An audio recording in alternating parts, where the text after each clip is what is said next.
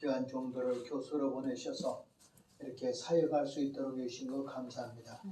하나님께서 이 우리 아름다운 교회를 통해서 이렇게 아름다운 신학교를 세워서 지금까지 이루어가고 있는데, 특별히 노 목사님께 성령의 충만함을 주시고 우리 교장 목사님께 은혜를 베풀어 주시고 또 저희들에게 은혜 베풀어 주시고, 이 하늘도 하나님의 이 복음의 진리가 역사 속에서 어떻게 성취되어 왔는가는 그러한 역사적인 그 사건들을 교회사를 통해서 살펴보면서 은혜 받게 하여 주시고, 또 우리가 잘못된 것은 버리게 하시고 또 바른 것은 따르게 하여 주옵소서. 주의 은혜 감사하고 예수님 이름으로 기도하옵나이다. 아멘. 네, 오늘은 이제 그 3강 1페이지 교회의 여건 해가지고 두 번째까지는 했습니다. 직제, 직분에 대해서 했고, 자격에 대해서 했고, 그 다음에 임직 여기부터 하겠습니다. 네, 초대교회는 어떻게 이제 임직을 했을까요? 우리가 오늘날 말하면 목사나 장로들에게 안수하고 또 임직을 이렇게 직분을 줄 때 임직을 하거든요. 초대교회 특별히 그 안수를 해서 세우는 그러한 제도로서는 처음에 감독에게 직분을 부여한 겁니다. 감독 임직식은 평신도들에 의해서 선출이 되고, 그 다음에 그 감독이 사역할 주변에 임금 감독들이 와서 안수를 했는데 3명 이상의 임금 감독이 안수했다, 이렇게 써 있습니다. 그 다음에 이제 장로, 집사 이렇게 되었어요. 장로는 두 가지인데, 하나는 목사 장로가 있고 집사 장로가 있습니다. 그래서 베드로도 자기 자신을 장로라고 했어요. 또 사도 요한도 장로라고 했습니다. 그러니까 우리가 잘못하면 베드로가 장로님이니까 오늘날 우리 교회가 생각하는 장로님인가? 그것이 아니라 여기서 장로님은 목사 장로다.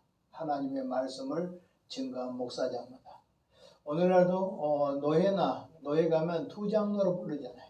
하나는 목사 장로와 치리 장로 이렇게 하고 있는데, 오늘 여기에서 말하고 있는 것은 목사 장로를 여기에서 지칭한다. 또 어떤 사람들은 뭐라고 말하냐면 치리 장로도 그때 있었을 것이다, 이렇게 보는 사람들은 또 치리 장로, 목사 장로 두 가지로 생각할 수 있지만, 침례교 같은 데나 이런 데서는 지금도 치리 장로를 인정 안 하니까 바로 목사 장로만 인정하니까, 그들은 침례교에서는 장로가 없어요. 그런데 이제 침례교에서는 보통 보면은 장로교에서 이렇게 오신 장로님들 있잖아요. 그 장로님들을 자기 교단으로는 교단 진리로 자기들의 가르침을 따른다면 장로가 없게 되는데, 그 자기 교회 들어오니 어떻게 하겠어요? 그런 장로를 불러야 되겠죠. 그러다 보니까 어떤 교회들은 장로를 세우게 돼요. 그러나 침례교회는 자체는 장로가 없습니다. 그래서 옛날에 미국의 지미 카터 대통령 있잖아요. 지미 카터 대통령도 안수 집사예요. 안수 집사. 평신도들이 가질 수 있는 하나님의 직분 중에 최종 직분이 안수 집사다, 이렇게 생각했습니다. 그러나 여기에서는 이제 임직을 했다. 그리고 우리가 사직으로 볼 때, 사직이란 것은 초대교회 복음 목사, 그 다음에 교사, 복음 전환자, 그 다음에 또 집사, 이렇게 사직으로 볼 때 특별히 오늘 여기에서는 또 장로를 생각할 수 있습니다. 그래서 우리 장로교에서는 원래는 그 칼빈 선생님이 원래부터 교회 직분은 목사, 장로, 교사, 집사 이렇게 보는 거 아니고, 칼빈 선생님이 스트라스부르로 제네바에서 종교개혁 하다가 이제 쫓겨났거든요. 쫓겨나서 스트라스부르라는 데로 갔어요. 스트라스부르에서 이제 프랑스의 피난민 수용 교회, 피난민들이 모이는 교회에서 사역을 했는데, 그 사역의 주변에서 유명한 종교학자가 있었는데 바로 이분이 바로 마틴 부처입니다. 마틴 부처 목사, 마틴 부처라는 종교학자, 루터하고 거진 같아요. 거의 동년배 같아요. 이분이 말하기로 교회 역사는 무슨 말이냐? 사직이다. 그래서 목사, 장로, 교사, 집사다. 이렇게 사직이다. 이 사직의 원리에서 바라볼 때는 여기는 7위 장로님들도 들어간다. 이렇게 생각할 수 있겠습니다. 그 다음에 집사는 여기서 안수 집사 이렇게 생각할 수 있겠어요. 그래서 임직을 3개로 구분했는데 4개로 원래는 되어 있죠. 감독, 그 다음에 장로, 그 다음 목사, 그 다음에 장로, 그 다음에 집사 이렇게 되는데 여기 장로 안에 목사 장로와 집사 장로가 포함되어 있다 하는 겁니다. 네, 그 다음에 이제 권한입니다. 오늘 대감독은 그 지방의 여러 감독들을 총관자라는 그런 감독권을 가지고 있습니다. 여기서는 안수를 줘서 선직자들을 세우기도 하고 그 다음에 2년의 1차 정계회를 소집합니다. 그러면 이 감독의 대감독의 지위는 어느 정도 될까요? 오늘날 우리로 말하면 대회라고 하시죠. 대회. 당회, 노회, 총회 사이에 있는 대회. 근데 현재 행정권은 없습니다. 대회는. 행정권은 어디에만 있냐 그러면 총회, 당회, 총회, 노회, 당회에 있어요. 그래서 우리 교회의 모든 법적인 행정권은 3심제예요. 그러니까 다시 말하면 오늘 세상의 법원도 지방법원, 고등법원, 대법원 3심제잖아요. 그처럼 오늘 교회의 법도 3심제예요. 그래서 제일 먼저 당회, 그 다음에 노회, 그 다음에 총회 이렇게 했는데 여기 대감독직은 오늘날로 비유한다면 아마 노회와 총회 사이에 있는 대회 정도 되지 않을까 이렇게 생각이 됩니다. 그 다음에 오늘 여기에서 이제 대감독이 있어요. 그 다음에 특별히 그 초대교회 교구로서 볼 때 아마 대감독은 이제 한 5군데를 생각할 수가 있어요. 어디냐면 예루살렘 지역 하나, 그 다음 안디옥 지역에 하나, 그 다음에 로마 있죠. 로마 지역에 로마 도시, 로마. 그 다음에 로마의 뒤에서 콘스탄티노폴. 그 다음에 아프리카의 이쪽에 들어가면 알렉산드리아. 그러니까 아프리카 지중해라는 지금 홍해 바다 있는 데죠. 그 지역으로 해가지고 하나 알렉산드리아. 그 다음에 예루살렘 지역으로 예루살렘. 그 다음에 안디옥으로 안디옥. 그 다음에 로마. 그 다음에 콘스탄티노폴. 오늘날로 말하면 터키 쪽에. 이렇게 해가지고 5개의 교구를 생각할 수 있어요. 여기에 수장들을 나중에는 이 자리가 확대돼갈 거예요. 그 중에서 이제 가장 최고의 감독은 어디라겠어요? 언제든지 로마가 가장 큰 도시고 인구가 가장 많고 돈이 많고 경제력이 다 생기고 그러다 보니까 모든 대주교들의 권력이 어디로 모일까요? 오늘 로마로 모여요. 그러다 보니까 로마가 최고의 그의 주권을 가진 자다. 이렇게 주장하면서 결국 뭘 만들어야면 여기서 교황이 만들어져요. 교황이 만들어지고 그 다음에 교황을 누구와 연결시키냐? 베드로와 연결시켜버려요. 그러니까 베드로가 1대 교황이다. 베드로가 1대 교황이 어디가 있어요? 그 다음에 2대 3대 딱 해가지고 로마의 그 감독이 바로 베드로의 후계자다. 그리고 이 로마의 감독이 바로 교황이다. 이렇게 해가지고 현재 지금 교황제도까지 해가지고 베드로부터 지금까지 몇 대, 몇십 대, 백몇십 대, 200대 막 이렇게 나간단 말이에요. 지금 그런 것은 오늘 이것이 하나의 교단에 이제 형성되면서 교세가 확장되면서 하나의 교권 형성이 돼가는 것이죠. 그래서 사실 슬픈 일이에요. 그리고 이제 또 이 노마 안에서도 이제 노마가 두 쪽으로 갈라지잖아요. 476년에 노마가 동노마, 서노마 이거 이제 어떻게 갈라져요. 갈라져가지고 나중에는 어떻게 동노마에서도 자기도 노마 사람 노마 있죠. 그러니까 우리도 주권을 포기할 수 없어 이렇게 되죠. 그래가지고 교황하고 나중에는 동노마 교회 대주교하고 그 다음에 로마시의 동로마 교회 서노마 교회 교황하고 서로 자기들이 머리다 이렇게 수없이 싸워요.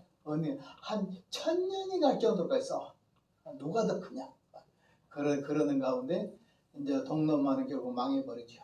동로만 망하고 이제 이 교황이 지금 현재 교황까지 이렇게 나와 있습니다. 자, 그래서 이제 그 당시에 이제 보면 대감독이 있고, 그 다음에 목사가 있고, 목사는 말씀 하나님과 그 다음에 사람의 중재자로서의 말씀. 그러니까 왕 제사장 선지자는 아니에요. 목사는 오늘날 왕 제사장 선지자다 이렇게 생각하는 사람도 있어요. 그거 아니에요. 목사는 왕도 아니고 선지자도 아니고 제사장도 아니에요. 다만 그의 역할을 하는 거예요. 그러니까 왕적인 역할을 하죠. 교회가 잘못되면 치리하고 세우는 일을 해요. 또 목사는 교회에서 성도들을 위해서 성도들을 위해서 하나님과 성도들 사이에서 중재의 기도를 올리죠. 그래서 중보기도를 올립니다. 근데 이 중보기도라는 말도 합동 측에서는 그 그리스도에게 합당한 것이지 오늘날 교회에 합당한 것이 아니다. 이렇게 말하기도 합니다. 저는 생각할 때 그렇게까지 생각 안 한다고 생각해요. 왜냐하면 중보기도라는 것은 꼭 그리스도의 기도만 중보기도가 아니라 우리는 주님의 그리스도의 그 기도를 우리가 본받아야 되고 또 따라가야 된다는 의미에서 바라볼 때는 우리에게도 오늘 언제든지 중보기도라는 것은 통할 수 있다. 그래서 중보기도까지 이것은 예수님께 속한 것이고 오늘 우리는 중보기도를 할 수 없는 것이다 라고 하면 나는 것은 좀 지나치다고 생각이 듭니다. 그 다음에 이제 보면은 이제 목사는 항상 또 그 선지자라는 것은 말씀 선포자잖아요. 말씀 선포자란 말이에요.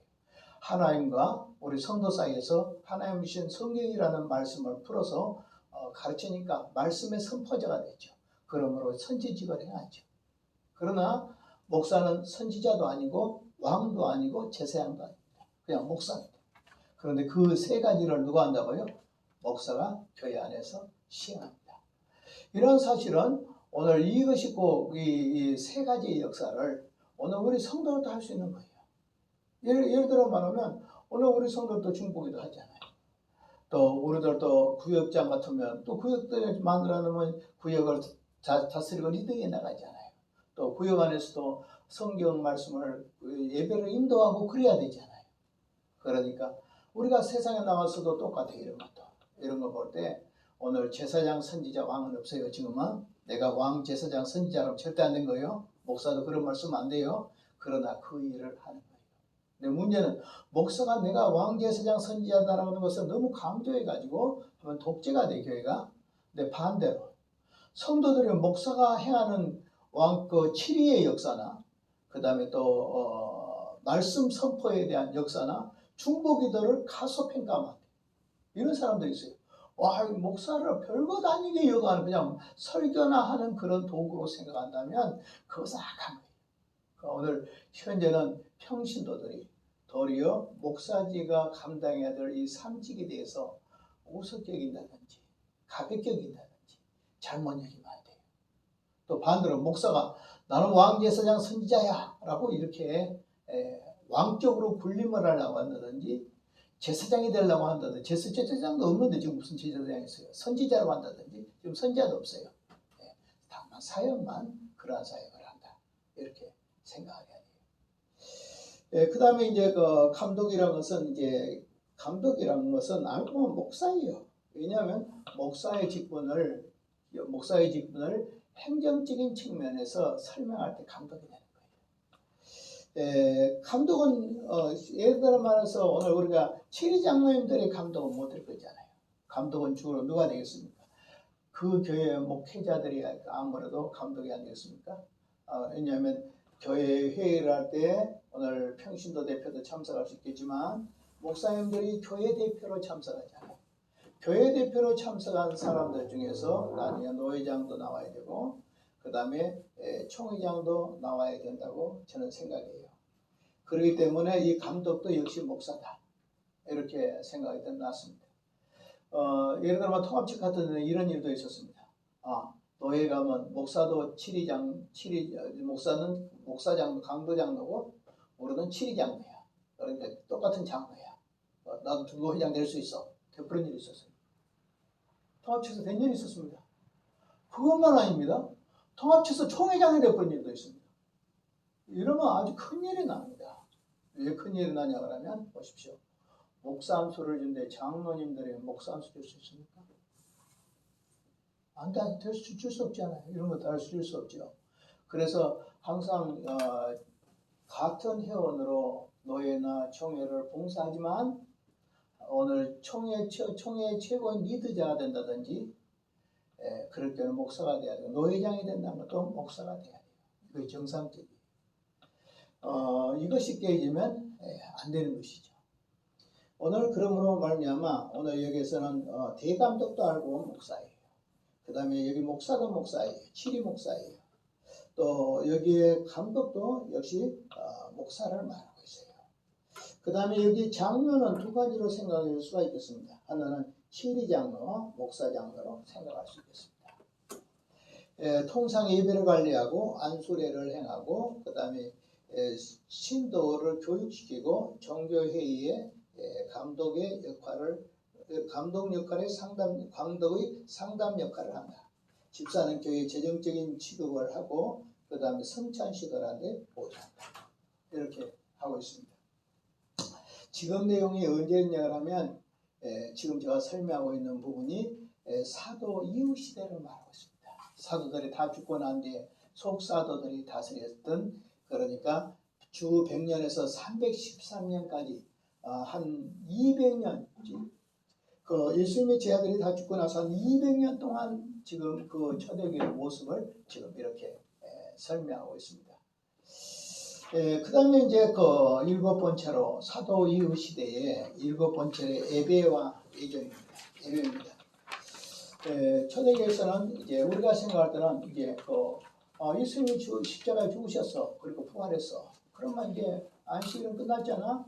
그리고 주일 예배를 드리지 않아. 이렇게 한데 안 그래요. 왜냐하면 예수님이 딱 일어나서 내가 죽거든. 이제 안식일을 지켜라. 신약의 주일을 지켜라. 구약의 안식일을 펴라. 하신 거단 말이에요.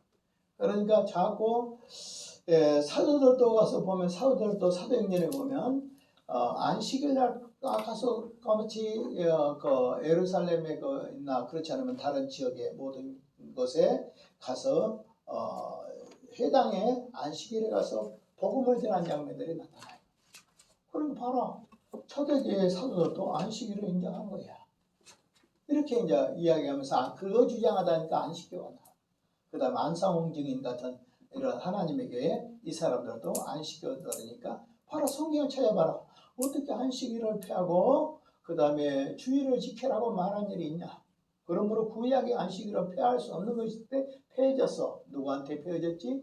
그것은 4세기에 바로 콘스탄틴 황제가 기독교를 로마의 국교로 공인하면서 이방인들이 그 섬기는 날인 태양의 신, 썬데이, 태양의 신들을 축제, 태양의 신을 숭배한 자들의 축제하는 그 축제일인 그 썬데이, 태양의 날을 오늘 이제 주일날로 바꿔놨다.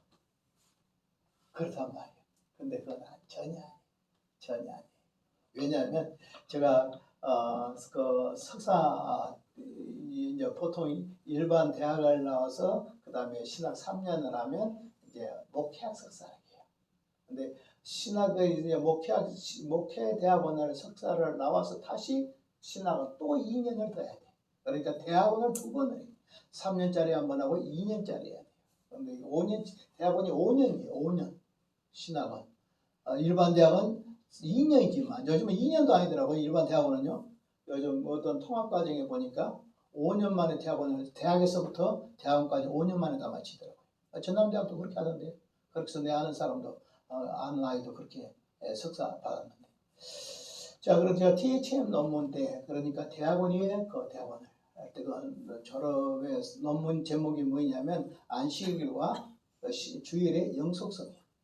안식일과 주일의 영속성에 대한 연구 이 부분을 제가 썼어요. 거기서 보면 이런 내용이 나옵니다. 안식일은 언제부터 있냐? 주님이 십자가에 죽으심으로부터 그리고 부활하심으로 안식일이 시작돼요. 그러나 그 안식일이 어떻게 되냐면 한쪽에는 마치 어떻게 하냐면 구약의 안식일도 지키고 신약의 주일도 지키고 이렇게 정확하게 구별이 안 돼요.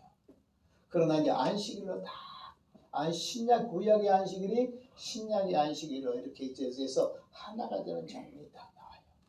그때가 언제냐? 성경의 기록 시대를 놓쳐버려요. 그러니까 성경 안에 없었거든요.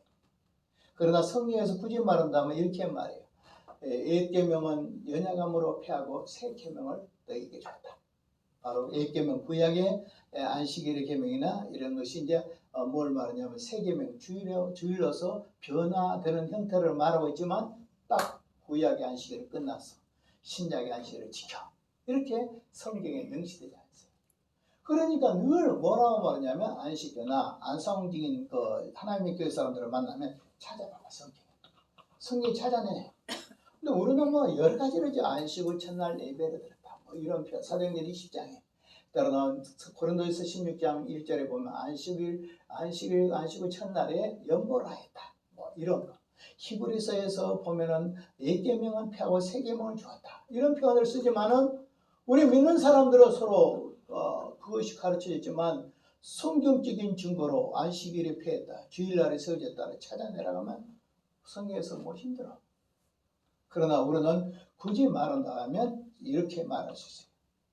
왜냐하면 하나님이 왜 안식일을 우리에게 주었을까 하는 것이죠. 그런데 안식일을 주었다는 것은 두 가지였다. 하나는 출애굽기에 나타난 출애굽기 20장에는 안식일 천지 창조의 기념일로서 하나님이 안식일을 주었다. 천지를 창조하고 이레된 날 쉬셨다. 그래서 그것을 창조의 기념일로서 주셨다. 그런데 이제 신명기 5장에 보면 십계명은 이렇게 말했어요. 너희가 애굽에서 구원받은 날을 기념하여서 지켰다. 안식일을 주었다. 그러니까 결국은 창조와 구속이라는 두 가지 진리에 주어진 계명이 안식계명이다 하는 겁니다. 그러므로 신약의 의미도 두 가지입니다. 예수님이 부활하시고 안식일이 된다는 것도 중요해요. 그 의미는 구속이라는 개념이 들었죠. 예수님이 십자가에 죽지 않았다면 구속 없어요. 그 다음에 예수님께서 십자가에 죽으시고 부활하시지 않았더라면 오늘 우리에게는 복음이 없고 복음이 없다면 거듭남이 없어요. 거듭남이라는 것은 재창조라는 뜻이잖아요. 그러니까 예수님의 부활절을 지킨 것은 구속의 기념과 재창조의 기념일이 되기 때문에 구약의 내용하고 그대로 뭐라고 말하냐 그대로 영속성을 진다. 연속성을 진다. 라고 하는 거예요. 이것이 이제 초대교회는 이렇게 안식일주일 이렇게 되다가 이제 성경을 기록시키기를 놓쳤기 때문에 성경에는 이 내용이 기록되지 않았지만 사도들의 제자들의 속사도 시대 지금 속사도 시대 보면 나와요. 이거 이제 지금까지는 구약 안식일을 지켰다. 그러나 안식 후 첫날 그러니까 첫날 주일날 우리 신약 성도 우리 성도들의 구원받은 우리 성도들의 안식일이다. 그렇게 문구에 쭉 나옵니다. 언제까지 하면 한 4세기까지 계속 이어져요. 콘스탄틴 황제가 기독교에게 신앙의 자유를 주기 이전부터 한 200년 전부터 이런 것들이 다 나와 있어요. 자, 그래서 그 당시에는 초창기의 초대교회는 안식일도 지키고 주일도 지켰다. 그러므로 골로새서 2장 16절로 다 같이 보겠습니다. 시작. 그러므로 먹고 쓰죠. 시작. 그러므로 먹고 마시는 것과 절기와 월삭이나 안식일을 인하여 누구든지 너희를 평론하지 못하게 하라 했어요. 자, 보세요. 써놨죠, 사도 바울이. 자, 먹고 마시는 거. 이 문제 가지고 문제 삼지 말아라. 두 번째 뭐예요? 절기나 월삭 가지고 문제 삼지 말아라. 그 다음에 뭐예요? 안식일 써 있잖아요. 안식일을 가지고 그것을 옳거니 그러니 이렇게 평론하지 말아라. 이 말이에요. 왜냐, 그것은 그림자란 말이에요. 신약의 주일의 그림자와 같은 것이 바로 구약의 안식일이다. 그러면 바로 구약의 안식일의 개념이 신약의 그림자와 같다고 한다면 그것은 하나요, 하나 아니요? 하나죠. 그러니까 날짜만 변경이 됐지 그 의미는 똑같다 이 말이에요. 그러니까 어떤 사람들은 주일날, 오늘날도 주일날 어떤 사람들은 목사님들이 주일을 참 거룩하게 안 지켜서 어떤 면에서 오늘 청교도들이나 그 다음에 우리 선조들이 지켰던 그런 안식일을 안 지켜요. 참 답답해요. 예, 뭐 목사님들이 주일 나가서 머리 이발 섞어서 머리 다 하고 이제 우리 여자 성도들도 뭐 머리 가서 주일날 아침에 가서 다 해고 그렇게 안 했어요. 우리나라가 적어도 이것이 2000년이 넘어서 지금 더 이러지. 1900 몇 년도, 1800, 1900 뭐 한 90년도, 그다음에 80년도, 70년도 이렇게 됐더니요. 우리 성도들요 주일날 회사도 안 갔어요. 회사 가면 하루에 월급이요 하루에 일당이 3일씩이나 빠졌어요. 왜냐하면 주일날 나오게 하려고. 근데 주일날 나가려면 신앙의 양심이 거리켜. 그래서 주일을 지키기 위해서 손해를 봐. 손해를 보면서도 주일을 지키단 말이야.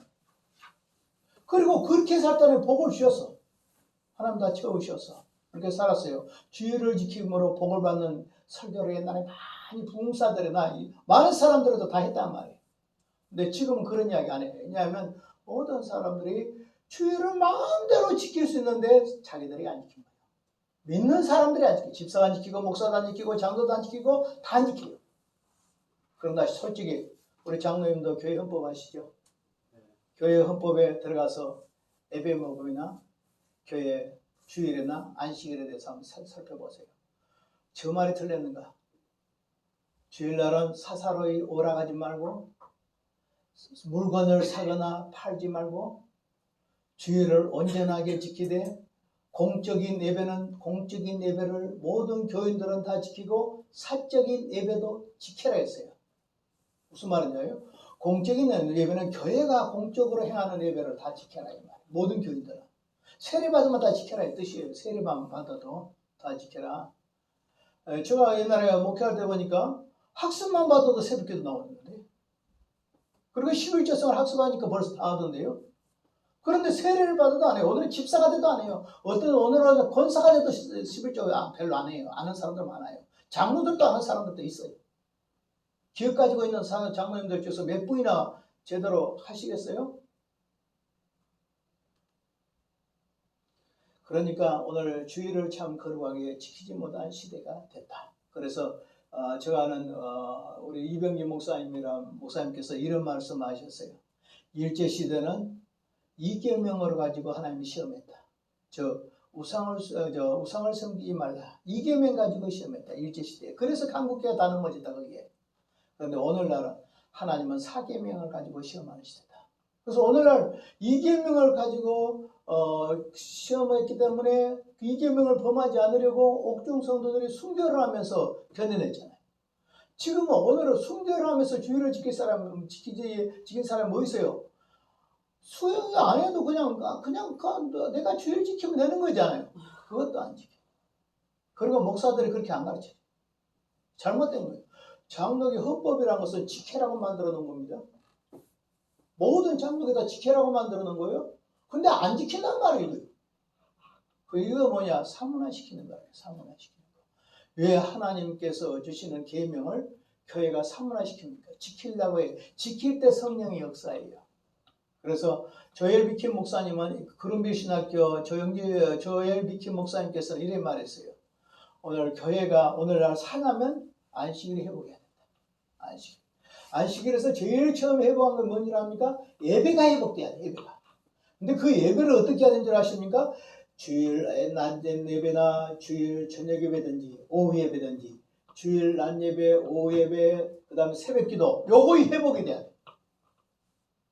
그런데 오늘날 교회는 무엇이냐면 성도들의 그 전체적 숫자의 통계를 높이려고 그런지 교인 숫자의 통계를 높이려고 그런지 그렇지 않으면 한 사람이라도 예배 드리게 하려고 한지 좋게는 한 사람이라도 더 예배를 드리게 하려고 한다고 하겠죠. 그런데 예배를 어떻게 드려요? 일부 예배 지금에서 8부까지 드려요. 옛날에 우리들이 전통에 내려왔던 주일 11시 예배와 주일 오후나 주일 저녁 예배가 지금 아무 의미가 없어. 어느 예배든지 한 번만 쏙 갔다 보면 주일 지킨 거예요. 그리고 하루 종일 놀아봐. 한번 생각해봐라. 주일날은 옛날에 하루 종일 교회에서 있었고 하루 종일 봉사했고 성가대를 한다든지 이럴 때는 밤 10시까지 찬송가를 연습하고 그 주일 예배 전에도 나와서 1시간 전부터 연습하고 그렇게 했다고 그래도 기도하고 그렇게 했던 사람들인데 주일이 무너졌다. 오늘날 이 주일의 성수의 개념이 이제 무너진 것은 슬픈 일입니다. 나는 이거 회복하지 않으면 한국교회 부흥 안 된다고 생각합니다. 그래서 항상 공적인 예배는 다 교인들이 지켜야 된다. 근데 솔직히 오늘날은 주일 낮 예배와 주일 저녁이나 오후 예배가 얼마 된 줄 아십니까? 50%밖에 안 나옵니다. 주일 11시 예배는 사람들이 나와요. 오후 저녁 예배는 다 갚을 거 없어요. 한 11시 예배에 한 절반밖에 안 돼요. 수요 예배는 얼마나 안 나오는지 아십니까? 저녁 예배 50%입니다. 그래서 4분의 1만 수요 예배 나와요. 이렇게만 나와도 괜찮은 거예요. 새벽 기도는 얼마 나온 줄 아십니까? 전 교인들의 11조만 해도 괜찮아요. 100명 다니면 10명도 11조, 새벽 기도 안 나온다는 뜻이에요. 더군다나 오늘날 목사님들도 교인들을 편을 가지고 주일날 푹 쉬라 가지고 집에 잠자라게 가지고 더 안 되죠. 자꾸 교인들 편리를 봐주고 나면 인본주의로 교회가 빠질 수밖에 없어요. 우리는 하나님 말씀을 정해놓고 말씀적으로 자꾸 가도록 해야지 쉬워져 버리면 더 잘할 것 같지만 더 안 해요. 맥이 끊어져요. 안 돼요. 그래서 초대교회에서는 주로 예배는 안식일과 주일 두 번째 겸하고 있었으나 그 다음에 나중에는 주일로 이렇게 진행됐다. 예배의 처소로는 어떻게 되냐면 제일 먼저는 개인집이에요. 그 다음에 새집이에요. 그 다음에 회당 이렇게 됐습니다. 그런데 이제 교회라는 건물을 언제부터 가르치냐 하면 200년 후부터 오늘 육상의 교회 건물, 오늘날 현재 교회 건물 같은 건물이 200년 전에는 없었고 200년 후에부터 생기기 시작했다. 그래서 순위 3세기 이후부터 오늘 교회 건물이 오늘 우리들의 지상에 지금 존재하는 오늘 지상교회 이 교회들이 지금 3세기 이후부터 있었어요. 그전에는 전부 어디에 있었냐? 자기 성도의 집에서, 그렇지 않으면 어떤 새집에서, 그렇지 않으면 어떤 회당이나 이런 데서 이렇게 드렸다고 해요. 그리고 초대교회는 성화가 있었을까요? 없을까요? 예수님이 부활하신 성화, 부활하신 거, 부활을 그려놓은 거, 십자가에 못 박힌 거 그려놓은 거. 여러분 어떻게 생각하십니까? 여러분 강대상에다 양쪽에 붙여놓으면 얼마나 좋을까요? 한쪽에는 예수님이 십자가에 못 박힌 거, 그 다음 한쪽에는 예수님이 부활한 거. 다 있으면 무엇인가 교회가 대단한 것 같지 않습니까? 참 제가 누구라고는 이야기하기 곤란하지만 제가 부산의 어떤 교회에 갔어요. 상당히 아주 강경한 보수파예요. 그런데 세상에 교회에 들어서 깜짝 놀랐어요. 대형 성화를 했지 않나요? 교회 예배당 안 했다가 한쪽에는 예수님이 십자가에 못 박힌 큰 대형 성화를 제작해서 붙여놓고 한쪽에는 부활하신 예수 그리스도를 붙여놨어요. 우리는 교회 안에 성화 장식을 하면 되겠습니까? 안 되겠습니까? 여러분 교회 사무실에 나오죠. 이런 데는 잠깐 걸어놓을 수도 있겠지만 그것을 교회 강단에다가 차후에 걸어놓는다면 어떻게 생각하십니까? 도리어 우상숭배 입어야죠.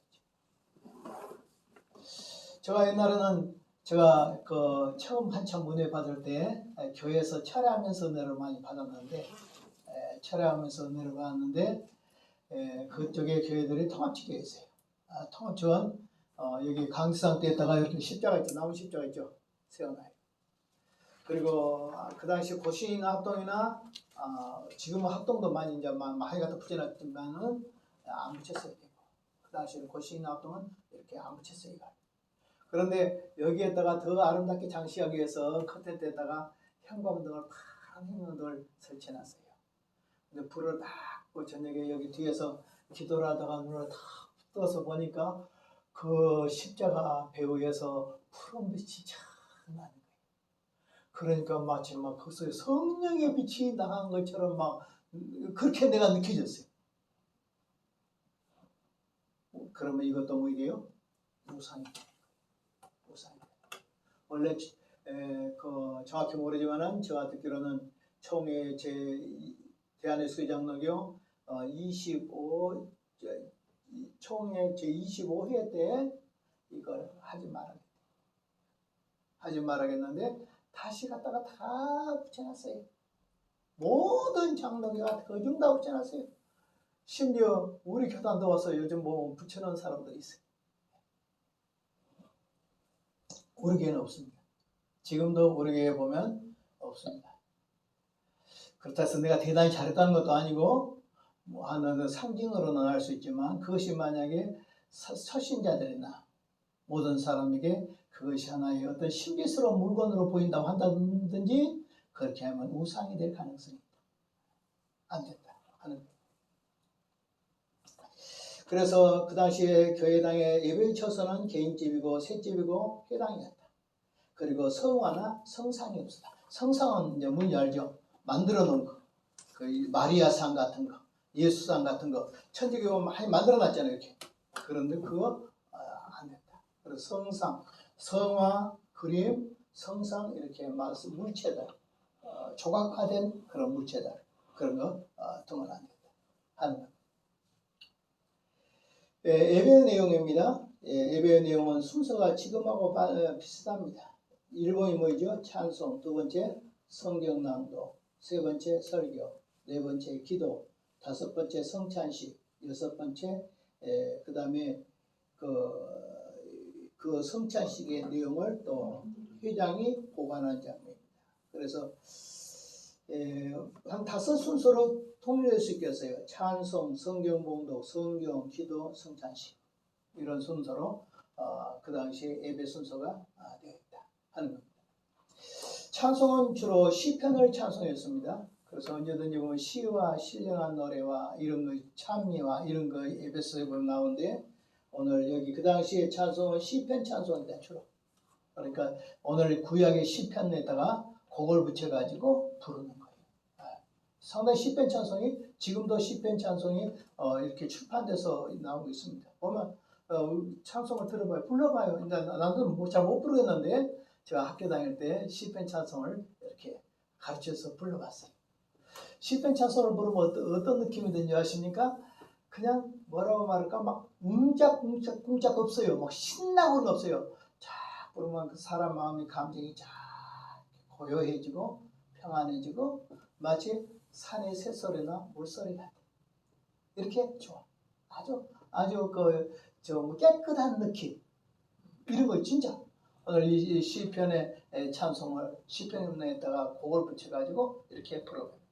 오늘 또 오늘 시편에 곡을 붙여서 부른 거 우리나라 사람들 알죠. 여호와는 나의 목자시니 그럼 내게 부족함이 없으리라 이렇게 하잖아요. 그래서 그 당시에는 시편 찬송가를 주로 불렀다. 또 이사야 6장을 곡을 붙이기도 하고 누가복음 1장 46절에서 2장 29절 내용으로 때로는 마태복음 21장 9절 내용으로 그러니까 성경을 곡을 붙여서 부르는 것이 그 당시에 찬송가였다. 근데 우리나라는 안 해요. 왜 안 하냐? 알아보면 우리 선교사님들이 부흥의 물결 속에 들어온 선교사님들. 초대 선교사. 왜? 미국의 D.L. 무디 그 부흥의 현장 속에서 수많은 대학생들이 은혜 받고 선교사로 지원해가지고 장가도 안 간 아이들이 선교사 지원을 해서 그 다음에 장가가 가자마자 20몇 살 된 친구들이 선교사로 왔어요. 우리나라 선교사. 언더워드 선교사, 아펜사인드 선교사 이런 사람들이 27, 28 이런 사람. 그래서 장가 막 가지고 들어왔어요. 처음에 얼마나 힘들었을까요? 한번 생각해 보세요. 설교를 제대로 만들어 봤겠습니까? 뭘 해봤겠습니까? 경험도 없지요. 그런데도 아무것도 없는 불모지 땅에 박해만 가득하는 그리고 가난하기를 말로 형용할 수 없는 우리나라에 들어와서 복음을 전하면서 사실 실제적으로 설교 준비할 시간도 별로 없었어요.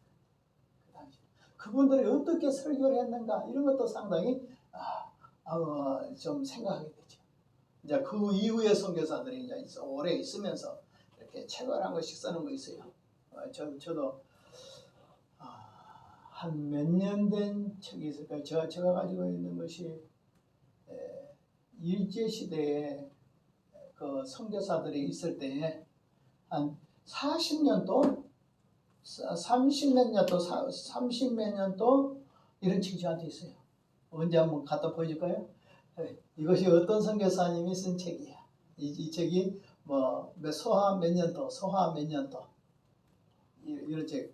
뭐 6.25 사변 때만 해도 상당히 가까이 된 거고 이런 책들이 있어요. 그러니까 그 당시 책들 보면 아주 책도 막 뭐라고 말할까 내용도 막 간단하고 뭣도 자세히 없어요.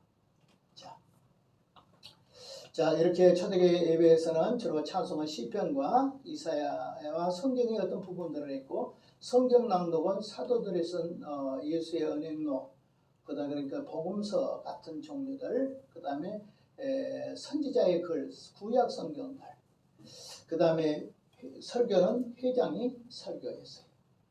그리고 기도는 모든 사람이 일어서서 기도했다 그래요. 기도할 때 일어서서 기도를 했다. 자 성찬식은 어떻게 했냐면 설교가 다 끝난 뒤에 그 다음에 떡과 포도주로 회장이 기도한 뒤에 나누어졌다 합니다. 만약에 결석자가 생겼다. 근데 집사가 그날 교회를 안 왔어요. 그럼 결석자가 생겼어요. 그러면 어떻게 집사가 어떻게 했냐면 그 성찬의 떡을 갖다가 보내줬대요. 집에서라도 해. 나오지 못한 사람. 아마 오늘날 이런 일은 없을 거예요. 그러니까 얼마나 성찬을 소중하게 여겼으면 결석자는 집사를 통해서 이 성찬식을 보내줬다. 자, 그 다음에 이제 성찬식 끝나고 나면 그것을 어떻게 하냐면 또 보관해뒀다 그래요. 회장이 보관해서 누구에게 줬냐? 그러면 고아나 과부나 병자나 권고한 자나 나그네를 위해서 줬다고 그렇게 합니다. 그러니까 성찬식 때만 쓴 것이 아니라 이렇게 보관하고 썼다. 그러니까 사실 알고 보면 매주 성찬식을 했으니까. 오늘날은 1년에 2번씩 하잖아요. 그런데 그 당시에는 매주 성찬식을 했어요. 칼빈 선생님도 말하기를 기독교 학령에 보면 매주 성찬식을 했으면 좋겠다. 성찬식은 많이 할수록 좋다. 그런데 전업학교에서 못 받으랬죠. 어떻게 가서 해라고. 그러니까 전업학교 처음에는 1년에 4번 정도 했을 거예요. 제일 처음에. 4번쯤 했어. 그러다가 나중에는 다시 칼빈 선생님이 스트라북에서 있다가 다시 전업학교로 재초청해서 갔을 때에 칼빈이 아마 한 달에 한 번씩 이렇게 성찬식을 했던 것 같아요. 그럼 오늘 우리 장로교는 어떻게 하냐? 우리는 칼빈주의잖아요. 칼빈을 따르고 칼빈의 가르침을 따르고 칼빈이 성경의 성을 따르는데 왜 성찬식에 대해서는 우리가 그렇게 못하냐? 이거 성찬식 다시 나는 생각할 때 성찬식 회복해야 됩니다. 이거 회복 못하면 나는 성찬식이 매우 중요하다고 생각하는데 교회의 성찬식은 교회의 영혼의 대청소는 우리가 성찬식을 하려면 죄 회개하고 다 준비하잖아요. 그리고 우리가 만약에 한 달에 한 번씩이라도 한다면 1년에 적어도 4번 이상을 한다면 우리는 1년에 4번 이상 영혼의 대청소의 날을 가진 것입니다. 그러므로 교회가 더 성결해지고 거룩해지고 성령에 충만해지는 역사가 일어날 수 있는 것이죠. 그래서 우리 교회는 성찬식을 1년에 지금 현재 4번씩 하고 있습니다. 1년에 4번씩 하고 있어요. 그런데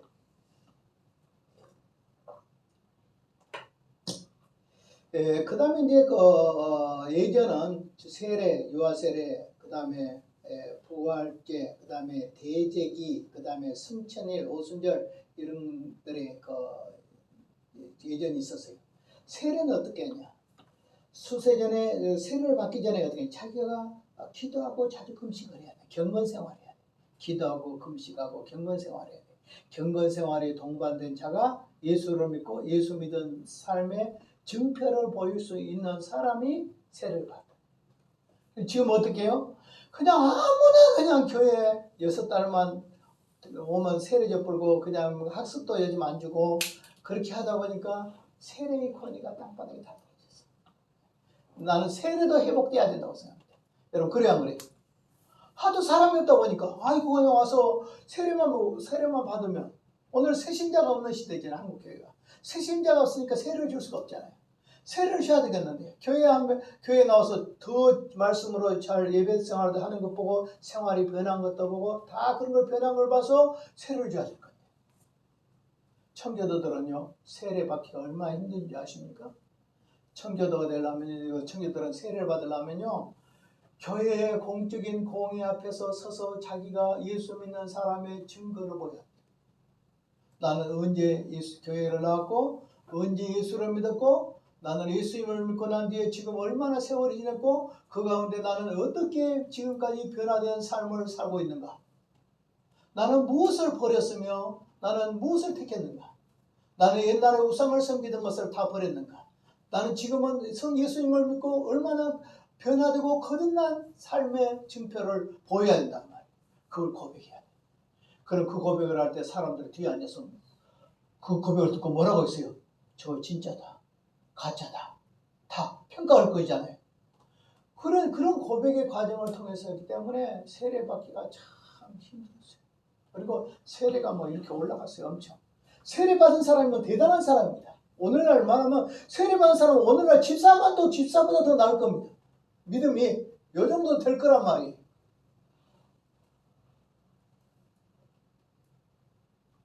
그러니까 참 답답하죠. 성도들의 질이 날마다 떨어진 거예요. 교회는 다 떨어졌다 지금 생각할 때.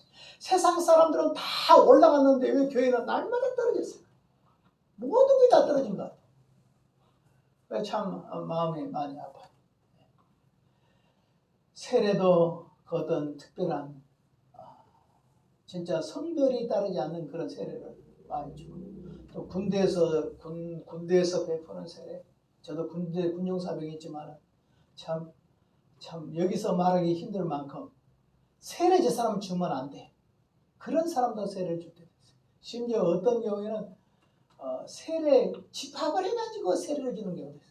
세상에 너도 뭐 청소 집합하듯이 오늘 세례 받을 사람들 집합해 해가지고 그것도 자원이 아니고 뭐 몇 중대 몇 소대 오늘 세례 집합이다 그러면 그 안에 불교도 있고 뭣도 있고 천주교도 있고 다 있는데 이미 막 세례 또 받은 사람들도 있는데 가가지고 다시 막 재세례를 받아야 되고 그리고 고참이 되면 뭐라고 말하냐면 세례는 받을수록 좋은 줄 알고 세례를 몇 번이나 받아야 더 좋냐고 이런 말을 하고 그러면 되겠어요. 그러니까 세례의 권위가 땅바닥. 그 다음에 성찬에 대한 성례시간 개념이 완전히 땅바닥. 그 다음에 교회의 직분자를 선정하는 과정에서도 이것이 너무 추락되어 있다. 그리고 오늘은 신학조차도 완전히 추락되어 있다. 신학교 자체도 추락되어 있어. 옛날처럼 우리는 옛날에 공부할 때 얼마나 힘들게 공부하신 줄 압니까? 여러분들은 오늘 하루 나와서 공부하지만 옛날에는요 월, 화, 수, 화요일부터 월요일은 보통 지방에서 오는 날이니까 화, 수, 목, 금, 4일을 했어요. 한 주간에 4일을 하면 공부 얼마나 힘들지 아십니까? 아침 9시에 땡 하면 시작해가지고 저녁 5시간 넘도록까지 저녁에 겨울 같은데 저녁 5시 마치면 컴컴해질 정도로 공부를 했단 말이에요. 그것도 시험 중간고사 치기도 하고 그것 마찬가지로 과제물이 산더미처럼 나오기도 하고 그거 하다가 잠을 못 잔 일이 수없이 있고 그렇게 공부해서 그렇게 해서 그 당시에는 금식도 많이 하고 스스로 기도도 많이 하고 진짜 자기 자신들의 신학생들의 영적 자각을 가지고 내가 하나님 앞에 헌신할 사람이 내가 이렇게 살면 안 된다. 우리가 헌신자가 만들어진 것이 아니라 이미 헌신자가 돼가지고 나온 사람들. 그때 그 시절이 지금 몇십 년 전입니다. 몇십 년이 지나고 나니까 한국교회가 지금 이 지경이 됐습니다. 주일도 무너지고 예배도 무너지고 목사의 질도 땅에 떨어지고 신학교의 질도 땅에 떨어지고 신학교 지명한 사람들은 별로 보이지를 않고 그때만 해도 목사 되려고 그러면 얼마나 신학교 하시냐 아십니까? 신학교 모이면요 작은 신학교가 60명이요. 저 모였다면 300명씩 400명씩 되게 되겠다게요. 그냥 일반 신학교입니다. 일반 신학교 서울에 있는데 좀 신학이 학생들이 모이는 400명이 모였다 그래. 한 학교에. 제가 이번에 어떤 분한테 들었는데 수원에 어떤 신학이 있었는데 학생들이 전체 29명이래요. 그런데 얼마나 그 신학에 보면 남자가 한 명밖에 없대. 한 명. 그러면 몇 명이 다 여자들이에요? 이 28명이 다 여자고 남자는 한 명밖에 없어. 오늘날은 사명자들이 전부 여자들만 사명을 받았는가? 남자들이 다 어디로 다 사라져버렸대요?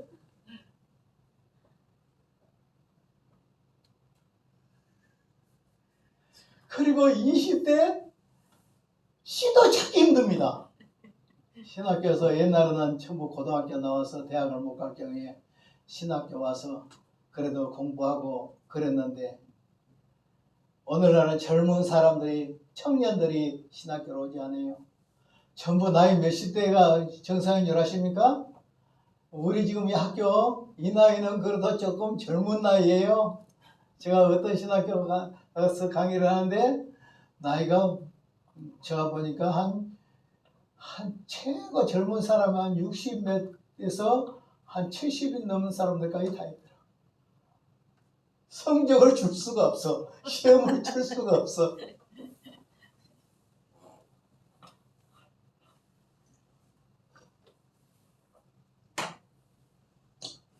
그래서 오늘 그 당시에 세례를 줄 때는 세례 받기 전에 기도하고 금식 기도하면서 보통 2년 3년간 걸렸다 그래요. 내가 앞으로 세례를 받는다. 그럼 교회 나온 지 2년 3년쯤 돼서 그동안 경건의 모양을 다 갖추고 생활하고 거룩한 생활도 성경도 있고 기도도 하고 이렇게 경건한 생활을 살 동반된 그런 예수 믿는 사람들에게 세례를 줬다. 아예 초창기는 믿자마자 줬지만 그 다음에 이제 문답시에는 뭐 있냐면 사죄의 진리를 확실히 아는가, 십자가의 복음의 진리. 두 번째는 그리스도에게 순종하는가. 다시 말해 예수 믿고 구원받는가. 이건요 세례를 받다 해서 구원받는 거 아닙니다. 구원받은 사람이 세례를 받는 겁니다. 알았죠? 나는 천국에 들어갈 수 있다. 예수 믿고 죄사함을 받았고 나는 하나님의 자녀가 됐고 나는 어느 죽어도 천국에 들어갈 수 있다라는 구원의 확신이 있는 사람과 내가 앞으로 그리스도를 위해서 얼마나 순종할 것인가. 그 두 가지 서열이에요. 하나는 믿음이 확실하냐, 두 번째는 앞으로 순종이 확실한가. 이것을 근거로서 세례를 줘야 되죠. 문답도 해야 되죠. 오늘도 똑같습니다. 오늘 세례 문답 보십시오. 합동치의 세례문답이나 여러 세례문답 보면 구워요. 내용이 상당히 많아요. 아마 그거 10분의 1도 못 할 거예요. 근데 그런 내용들이 다 실제적으로 학습돼야 됩니다. 그래서 세례 받기 전에 아마 내 생각에는 조금 좀 규모가 된다 그러면 훈련을 시켜야 됩니다. 교회에서. 앞으로 세례 받을 사람이 몇 달에 세례 받는다 그러면 한 5개월이나 6개월 동안이나 꾸준하게 매주 토요일이나 이때 가르쳐서 성경으로 충분히 가르쳐진 다음에 그 다음에 세례를 받아야 되지 않을까? 장로 될 사람도 그래요. 장로 될 사람도 장로로서 한 번도 교육을 안 받아봤는데 장로가 뭔지도 모르는데 가서 문답지야 여일 수 있죠. 그거 말고 내가 장로 되면 어떻게 살아야 되고 목사를 어떻게 섬겨야 되고 내가 어떻게 교회를 섬겨야 되고 내가 얼마나 헌신해야 전혀 몰라. 장로만 딱 되면 된 줄 알아. 그건 절대 안 돼.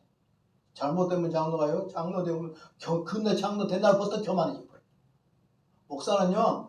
목사가 딱 된 날에서요. 10년이 지나도 노예에서 말 한마디 못해. 목사들의 세계는 목사가 되고 나서 10년이 돼도 말을 못한다니까. 어떤 면에서 어떤 주장을 못해. 어른들이 너무 많아. 우리 장로들이 안 그래. 예. 노예에서 그러나 맑게나 한 사람들은 대부분 한 30년 목회를 했더니 제일 젊어도 한 25년은 목회한 사람들이잖아요. 근데 장로님들은 작년에 안수 받아가지고 올해부터 그냥 장로님 다 돼버려. 그리고 권리 다 주장하고 막 목사를 잡으려고 해. 기가 찬 것은 뭐냐. 목사가 장로를 세워놨는데 그 장로에서 목사님들이 쫓겨난 장로님들이 목사님들이 나는 그래서 이거 교회 안에 이 의리도 없는 인간들이라고 생각해요. 여러분 만약에 대통령 있잖아요. 대통령이 대법관을 뽑아놨어. 그런데 오늘 그 대법관 중에서 이제 나중에 어떻게 합니까? 탄핵을 할 때, 대통령 탄핵을 할 때 그 자기가 세우는 사람이 그 대통령을 내쫓아라고 탄핵표를 던질 수 있습니까? 못 던져요. 만약 어떤 대통령이 있다 칩시다. 근데 대통령이 임기 동안에 자기가 대법관이 9명이 되잖아요. 거기에 임명을 했어. 몇 명은. 그 사람들은 아니에요. 그것은 바로 배은망덕한 힘이야. 아주 그 의리가 없는 힘. 그러니까 오늘 목사도 뭐 장로를 세워서 장로를 통해서 교회를 잘 성교 부흥시키려는데 목사가 실수를 했다가 저기서 포기하지. 그 장로들이. 잘못이 없는데도 목사를 어떤 교인들의 대세에 쳐가지고 교인들의 대세에 써가지고 목사를 몰아낸 사람들이 있어. 나는 그 사람들은 바른 장로 아니라고 생각해. 그런데 그런 장로들이 너무 많아. 너무 아프다. 딱 보면 목사 편도 아니고 진짜 교인 편도 아니고 가운데 있다가 요리 붙었다가 저리 붙었다가 목사인데 머리가 아파 죽겠어요. 나 이 교인들 편에 쓰려니까 머리도 아프고 목사 편에 쓰려니까 머리가 아프고 요지라는 거지. 목사가 나쁜 길로 가면 안 되지. 목사가 나쁜 길로 목사가 바로 가려고 하는데 그 길에 협력자가 못 되면 동력자가 아니라 그것은 장로감이 아니야. 그래서 오늘 여기에서도 보면 특별히 오늘 이 세례를 받을 때 문답을 할 때도 사죄의 확신과 그 복음에 대한 복종 이것을 해야 된다. 그리고 세례 시간은 어떻게 하냐면 3번 침례를 받을 경우에 3번 침수했다 그래요. 물에다가 아마 내가 생각할 때는 성부와 성자와 성령의 이름으로 세례를 전달할 때 아마 성부와 할 때 한 번 들어갔다 또 나오고 성자와 할 때 한 번 들어갔다 나오고 성령이 할 때 들어갔다 나왔는지는 모르겠지만은 3번 물에 잠겨서 이렇게 세례를 줬다 그래. 침례를 줬다. 침례를 주기도 하고 세례를 주기도 하고. 자, 여러분 침례가 맞겠습니까? 세례가 맞겠습니까? 흔히 사람들은 이렇게 말합니다. 예수님께서 요단강에서 세례를 받다는 게 침례일 것이다 라고 생각해요. 근데 그렇지 못해요. 왜냐하면 요단강이라고서 물이 마를 때는 바싹 말라가지고 그 사람들이 그냥 걸어다닐 때 되는 거예요.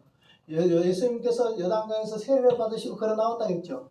그러니까 그 예수님이 세례받는 성화의 그림들 중에 어떤 그림은 세례 요한이 물을 떠가지고 바가지에다 물 떠가지고 머리에다가 붓는 거예요. 이렇게 위에서 머리에다 붓는 세례로 이렇게 돼 있어요.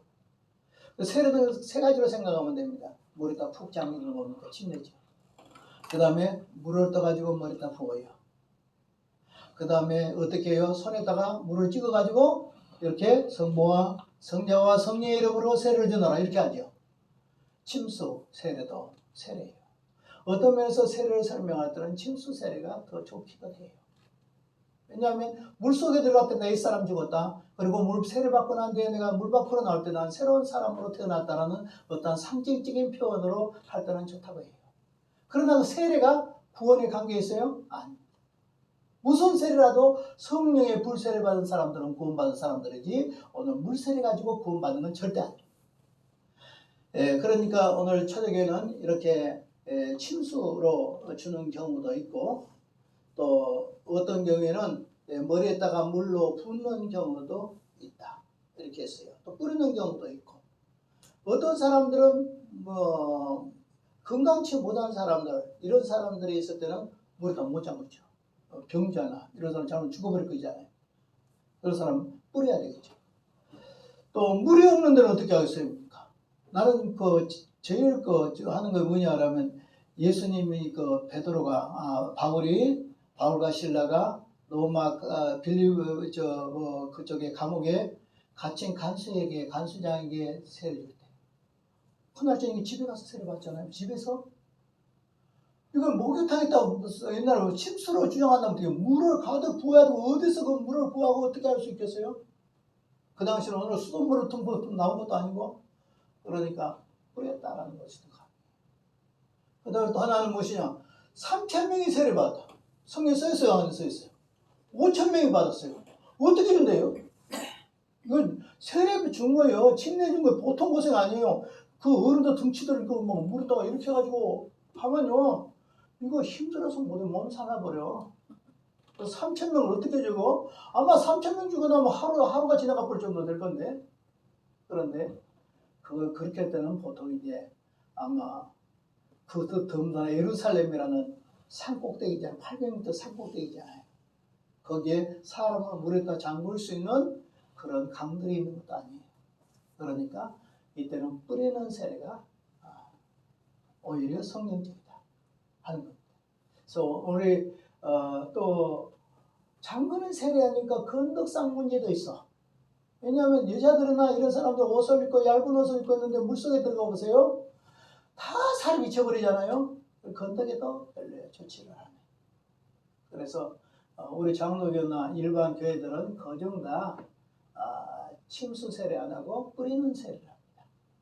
뿌리는 세례하고 어떤 장로교 목사들은 또 침례를 주장해서 겪고 잠근다게 해요. 그런데 나는 그거 이것도 저것도 다 똑같다고 생각합니다. 뿌리는 것이나 잠근 것이나 어떻게 한 것이나 붓는 것이나 다 세례의 원래 의미는 제시선 받은 증표다. 내가 구원받은 백성의 증표다. 그리고 나는 하나님의 교회의 교인으로 소속되었다. 그래서 세례를 받아야 교회에 소속되잖아요. 그런 의미로 그렇습니다. 자, 그 다음에 이제 유아세례가 왔어요. 유아세례를 초대교부 때 찬성하는 사람들이 있고 반대하는 사람들이 있었어요. 이레니우스가 키프리안 같은 사람은 찬성을 했고, 그 다음에 터툴리안 같은 교부들은 반대를 했습니다. 터툴리안 같은 사람이 왜 반대했을까요? 세례는 신앙 고백이 있어야 되잖아. 근데 어린아이들은 신앙 고백이 없어. 그러니까 어린아이 줄 수 없어. 이러는 것이 바로 유아세례를 반대하는 사람들. 이거 나중에 제세례파도 이 문제가 나왔고, 오늘날 침례교에서도 이런 주장을 해요. 그러나 그것이 아니죠. 성경에 보면은 부모의 신앙으로 세례를 받는 경우가 있어요. 구약으로. 할례죠. 아이가 생후 8일 만에 할례를 받으랬어요, 안 받으랬어요? 그때 아이가 말을 해요? 아무것도 못하죠. 그래도 할례 받죠. 그리고 또 예수님 때나 그렇지 않은 그 제자들 때에 보면 그와 그 집이 세례를 받고 구원을 받으니라 이런 거 써졌거든요. 그럴 때 거기 어린아이들은 빼고 이런 거 있습니까? 그 집에 어린아이가 있겠어요, 없겠어요? 있는지 없는지는 아무도 모르지만 우리는 있다고도 볼 수 있잖아요. 근데 오늘 여기에 오늘 어린아이들의 유아세를 반대할 필요는 없다. 구약의 할례라는 의미가 어린아이들에게도 해당이 되고 그 다음에 신약시대에 예수님의 제자들이 복음을 전하면서 세례 줄 때 그와 그 가정 식구들이 하루 저녁에 다 세례를 받을 때에 그 아이는 어린아이들도 얼마든지 포함되었습니다. 그것은 나중에 어떻게 하느냐. 신앙 고백은 자기가 해야 되잖아요. 처음에 부모의 신앙으로 받고 자기 고백을 해야 돼야 돼요. 해야 되죠. 그래야 세례교인이 되는 거죠. 유아세례를 받았다고 세례교인이 되는 거 아니잖아요. 교회 정식회원으로 활동을 하려면 신앙 고백을 해야 돼요. 입교문답을 해야 됩니다. 자, 그 다음에 이제 라틴교에서는 주로 전반적으로 유아세례를 받았다 그래요. 그러니까 다른 말로 말하면 동방교회, 러시아 정교회 같은 경우 동방교회 쪽에서는 유아세례를 하정하지 않는 사람들이 많았고 서방교회, 라틴교회, 오늘 천주교 쪽에 이쪽에서는 유아세례를 전반적으로 다 받았다고 이렇게 기록하고 있습니다. 그 다음에 부활절입니다. 부활절. 동방교회는 어디냐면 유대인들의 유월절과 같아요. 유대인들이 유월절 그 명절을 지키는 거죠. 그 때가 바로 근데 니산월 1월 14일입니다. 그러니까 니산월이라는 것은 히브리 달력으로 1월달, 오늘날 달력으로는 3월에서 4월달 이때에 부활절로 지켜요. 그런데 이제 서방교회는 어디냐? 그 천주교 쪽에 서방 로마 쪽 교회는 언제냐? 주일을 중시해가지고 춘분이죠. 춘분. 봄, 여름, 밤과 낮의 길이가 12시간 시대는 밤과 낮의 길이가 똑같은 춘분 지나서 만월이 지나 보름이 지나면 그때에 바로 주일이 부활주일이다. 그래서 우리가 부활주일이 바뀌어야 안 붙어요. 바뀌었죠. 만약에 딱 고정되어 있다면 그날이 딱 돼야 되지 않겠어요? 성탄절 같은 거는 그날이죠. 25일이죠. 근데 부활절은 어떻게 해요? 올해 부활절을 언제입니까? 3월 31일인가 됐죠. 그 다음에 작년 부활절이 또 이렇게 틀리죠. 그것은 충분을 기점으로 해서 하기 때문에 그렇다. 그래서 날짜가 서로 동방하고 서방하고 부활절이 틀리다. 그것은 바로 유대인들은 그 동방에 뭐냐 유대인들의 유월절과 같이 맞췄기 때문에 우리는 무엇을 주일을 중심으로 해서 맞췄기 때문에 이렇게 서로 날짜가 틀리다 하는 겁니다. 그 다음에 이제 대제기라는 것은 이제 우리나라도 보면 부활절 전에 사순절 뭐 지키는 거 이런 거 있죠. 사실 사순절 이런 거 바로 어디서 나왔냐면 카톨릭경이 많아요. 우리가 개신교 교회들이 사순절 이런 의미로 지키면 안 된다고 생각해요. 그건 천주교적인 게 너무 많아요. 그러나 그 당시에도 보면 이 부활절을 질 때 앞에가 무슨 고난주간이겠죠. 고난주간이니까 부활주일 한 주일 전에 가는 근신하고 고난주간에 그리스도의 고난에 동참하고 그 다음에 부활절을 맞이해야 된다. 이건 나는 바르다고 생각해요. 그런데 이건 이제 천주교에서는 어떻게 했냐 그러면 고기도 먹지 말라 했어요. 부활절날 사순절 기간은 고기도 먹지 말라. 그래가지고 고기 먹는 일로 가지고 큰일 나요. 고기 먹었다 그러면. 그런데 쯔빙글리 선생님이 종교학자 쯔빙글리 선생님이 그 있는 지역에서 세상에 주일 그 사순절 때 뭘 먹어버렸냐면 소세지를 먹어버렸단 말이에요. 그래가지고 난리가 났는데 그것이 소세지 사건이에요. 소세지 사건. 정말 오늘 고난주간에 떡볶이는 이런 데도 먹죠. 근데 그 소세지 먹으면 돼요, 안 돼요? 만약에 돼지고기 먹으면 부정한 음식 먹었으니까 큰일 나겠네요. 그러니까 어떤 그런 너무 미신적으로 돌아가면 안 된다. 그리스도의 고난에 동참하고 차라리 금식하면 괜찮잖아요. 금식하면 소세지만 안 먹으면 돼요? 그거 안 먹고 차라리 금식하면 더 있잖아요. 그것도 금식도 억지로 한 것이 아니라 자기의 신앙의 고백으로서 고난절 이전에부터 금식하면 좋다고 생각합니다. 자, 그 다음에는 어떻게 했냐면 그 부활절 전에 그 사람들이 40시간 금식을 보통 했다 그래. 40시간. 이 40시간이 예수님이 무덤에서 계시는 동안이 40시간이래요. 그래서 40시간 금식을 그 당시에 많이 했다. 40시간이니까 이틀이 안 되죠. 네. 그 당시에 40시간 금식. 이것도 괜찮네. 오늘 한번 써보면 어쩔까? 이 모습도. 그 다음에 또 하나는 뭐냐 그러면 부활절 전에 40일 대제기가 이렇게 했어요. 부활 전에 40일 동안 그 당시에 이렇게 지키는 풍습이 고난을 생각하며 지키는 것이 있었다. 전야제는 어떻게 하냐? 그 주님 고난 주일이 끝나고 부활 주일이 나는 건제 전야제 주로 세례를 주기도 했다. 이렇게 말하고 있습니다. 그 다음에 이제 승천일과 오순절. 예수님이 부활한 후 50일간 환희의 기간을 지냈고 그 다음에 예수님 50일 동안 그 승천하는 그 기간 동안 환희의 기간으로 지켰다. 그리고 매일 만찬식을 했다. 이렇게 말하고 있습니다. 부활 후에 이제 40일차 된 날은 예수님의 승천 기념일이고 부활 후 50일차 된 날이 성령 강림입니다.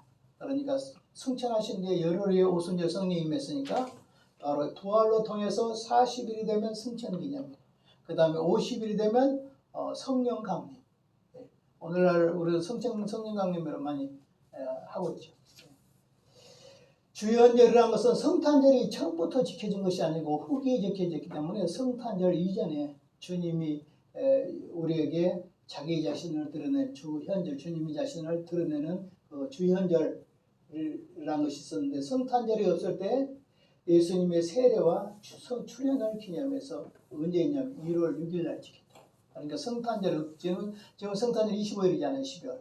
그 전에는 바로 성탄절이 없을 때 예수님의 세례, 그 다음에 출현 이걸 기념해서 1월 6일 날 지켰다. 이것이 이제 나중에 절기가 점점 지나오면서 25일 날로 되고 이렇게 우리는 동방교회는 부활절 날이 서로 틀리고 서방교회는 천주교하고 우리 하는 것 같아요.